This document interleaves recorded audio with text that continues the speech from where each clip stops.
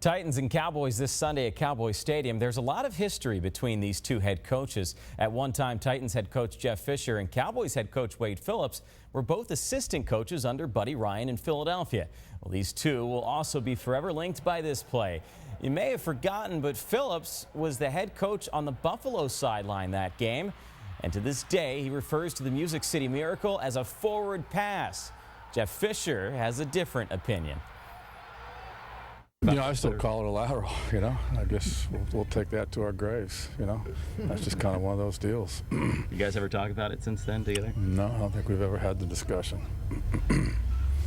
They call it the home run throw forward there. We call it the home run throw back here. The debate continues. All this talk about Cortland Finnegan this week and the Titans being a dirty team. Well, it had some merit, I guess. Cortland had a rough week. I asked him about it, and I also asked him how he felt about what the Broncos were saying about him.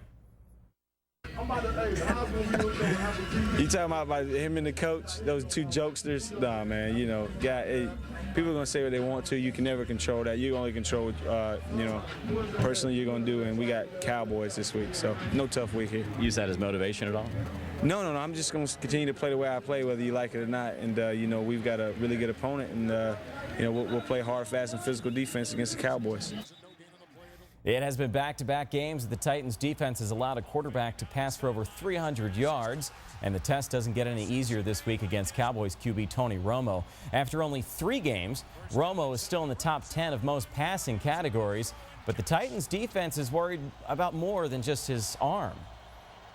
He's pretty slippery. He's got that little spin move, like a spin out of tackles at the last moment, and also he's got a good pocket presence. He doesn't drop that deep in the pocket, so it makes it tough to get to him sometimes. Well, here's a familiar sight for Vikings fans. Wide receiver Randy Moss in a Minnesota Vikings jersey.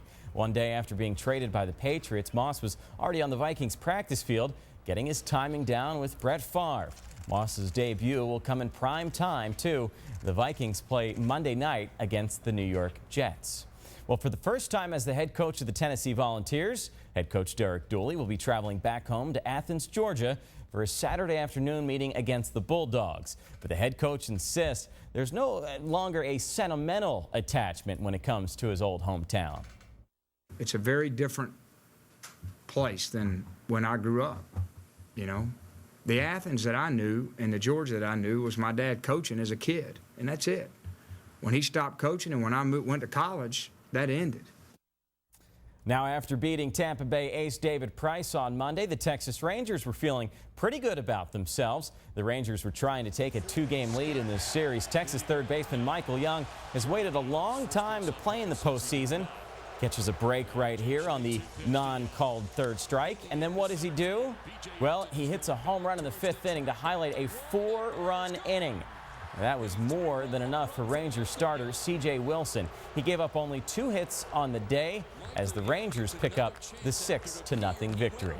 And after taking the first game of their series against the Twins last night, the Yankees are at it again.